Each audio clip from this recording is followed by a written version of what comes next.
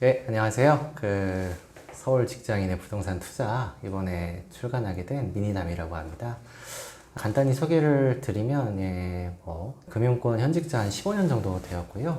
두 아이 키우고 있는 아빠고요.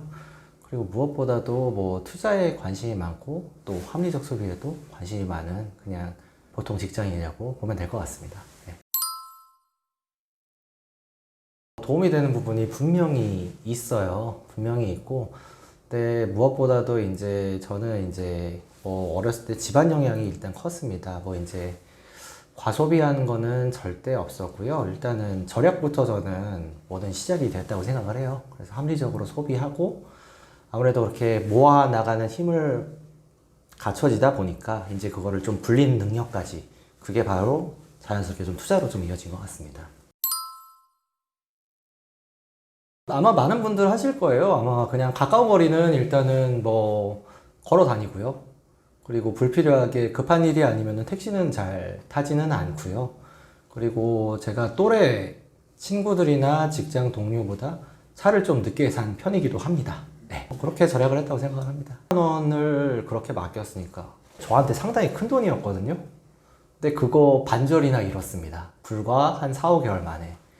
그 다음부터 제가 공부를 하기 시작한 것 같아요. 네, 그게 조금 주식이면 주식, 공부에 대한 게 있었고, 그리고 무엇보다도 결혼을 하면서 제가 와이프한테 약속한 게 있거든요. 결혼 5년 내에 내 집을, 우리 집을 갖고 싶다.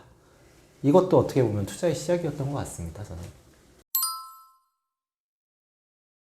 결론부터 말씀드리면 아내와 같이 했던 우리의 약속은 지키지 못했습니다. 그리고 예전으로 시계를 돌려보면 그때도 물론 아파트가 인기가 분명히 있었거든요. 예컨대 서울 동일 지역 내에 34평 빌라 값이 그 동네에 있는 아파트 24평 값하고 같았어요. 그리고 예전에는 상품성이라는 개념이 그렇게 많이 없었기 때문에 그때 당시에는 그냥 아파트에 살기 그러면 빌라 같아 좀 더 넓은 형 사겠다. 이게 조금 많이 통했었거든요. 근데 저는 그렇게 불편함이 없어서 특히나 아이가 없었을 때 그리고 아이가 어릴 때는 저는 빌라부터 시작을 했습니다. 아직도 제 뇌릿속에 아직도 강하게 맺혀 있어요. 그게 바로 엊그제 같은데요. 참 우연이었어요. 그러니까 저도 영어를 잘하는 편은 아니지만 그래도 투자에 관심도 많고 하다 보니까 경제방송을 보게 된 거죠. 근데 이게 CNBC를 보는데, 이게 SBS CNBC라고 해서 SBS에서 합력한 그 방송 말고 미국에서 하는 방송. 근데 그때만 하더라도 케이블 방송에서 CNBC나 블룸버그를 막 해줄 때예요. 우연히 봤죠. 그때 마윈이 상장하는 날이었어요, 알리바바를. 그때 한 말 아직도 기억납니다. 딱 그 얘기했어요. 그러니까 세 가지였거든요. 간단한 영어로. 미국에서 투자받은 돈으로 훌륭한 미국인들을 고용해서 세계를 경영하겠다. 계속 성장하겠다. 정말 깔끔한 말이었어요. 그거 보고 제가 그때 미국 주식을 투자를 시작하게 됐던 것 같습니다. 네. 알리바바 샀습니다. 네. 상장되는 날 샀고요. 아직도 저 가지고 있습니다. 한 주도 안 팔았습니다. 네. 배당 한 번 있었고요. 지금까지. 10년 조금 안 된 걸로 제가 기억을 하고요. 그래도 한 5, 6년 넘은 것 같네요. 근데 그 기업은 상당히 좋다고 저는 생각을 했기 때문에 아직도 팔지는 않습니다. 아마 시초가 대비했을 때 2배까지도 예전에는 올랐던 걸로 기억해요. 근데 지금은 했을 때 한 3, 40%? 30%, 20% 정도로 알고 있는데 크게 신경 쓰지 않습니다. 네.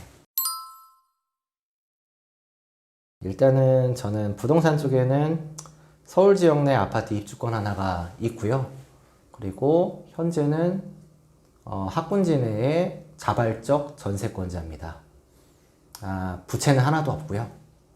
해외 주식도 몇 억 대는 가지고 있습니다. 관심이 많아서요. 예. 그 부동산 투자나 주식 투자는 사실은 투자라는 측면에서는 결이 같습니다. 물론 부동산은 거래가 쉽지 않고 주식은 그에 비해서 클릭 한 번만 하면 거래가 쉽다. 유동성이 더 뛰어나다. 이런 차이점 먼저 볼 수가 있는데요. 크게 보면 투자는 기본 원칙은 같다고 저는 생각을 하거든요. 주식 투자 사례 얘기하면은 글쎄요, 그 얘기를 하면 좋을 것 같아요. 아까 알리바바 수익률 말씀하셨는데, 제가 테슬라도 좀 오래 가지고 있었습니다. 그래서 그거는 근데 처음부터 끝까지 다 가지고 있진 않았고요. 그래도 놔둔 거 생각하면은 글쎄요, 제가 며칠 전에 확인했을 때는 한 20배 정도 올랐더라고요. 네, 스플릿이 한 2번 정도 있었고요. 그때 한 주도 안 팔았고요. 네, 조만간 매도할 생각은 하나도 없습니다. 저는 이렇게 설명을 드리고 싶어요. 이제 제 나름대로의 포트폴리오 스타일인 거죠. 그러니까 예를 들어서 이렇게 한번 비유를 해보고 싶어요. 제가 그 삶을 살아나가야 되는 뭐 장군이라고 할게요. 그래서 여러 명의 병사를 거느려야 되는데 그런 거죠. 자원 배치를 할 때 어떤 거는 성을 쌓는 인력을 써야 될 거고 어떤 거는 훈련하는 병사, 어떤 데는 특수무기를 다루는 병사, 여러 가지 이렇게 나눌 수가 있을 것 같아요. 그러니까 집 같은 경우에는 뭐 피터 린치도 그랬지만 자기 집은 투자 수단이 아니에요. 그래서 자기가 정말 살고 가족을 지켜야 될 것이기 때문에 이거보다 안정적으로 해야 되고요. 그래서 제가 사실 부부 공약이 집부터 빨리 사자였거든요.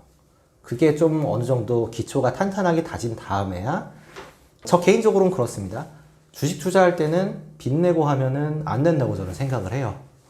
뭐 미수나 신용거래, 뭐 승부를 볼 때는 그렇게 해야 된다. 그것도 맞는 말일 수 있습니다. 근데 그러기에는 너무 위험할 수가 있다는 거죠. 그건 뭐 제 개인적인 생각입니다. 네. 통계를 보면 우리나라 이제 부자들의 자산 비중이 부동산의 뭐 80% 이상이 편중되어 있다고 그렇게 봤고요. 그리고 그 자산가들이 연령대가 다 높습니다. 5, 60대 이상이거든요. 물론 경제 성장을 하면서 인플레이션에 따라서 부동산 값이 올랐다. 뭐 그렇게 뭐 인과관계 혹은 상관계를 볼 수도 있겠죠. 그럼 저 같은 경우는 어떻게 적용을 하느냐? 그거를 뭐 크게 시대의 흐름에서 벗어날 것 같지는 않아요. 그러니까 젊었을 때는 좀 더 위험을 감수할 때는 지금처럼 주식에 어느 정도 비중을 좀 둘 거고요. 근데 예를 들어서 이런 거죠. 내가 나이가 들었는데 나나 내 배우자 혹은 가족이 아프다. 그런데 이거를 안정적인 자산 구조가 형성되어 있지 않다. 그럼 문제가 되겠죠. 그러면 당연히 나이가 들수록 위험한 건 안 하려 할 것이고, 그러면 보수적인 투자 자산인 부동산을 어떻게든 찾게 되겠죠. 저도 그렇게 될 가능성이 높다고 생각을 합니다. 실제로 그런 계획을 가지고 있고요.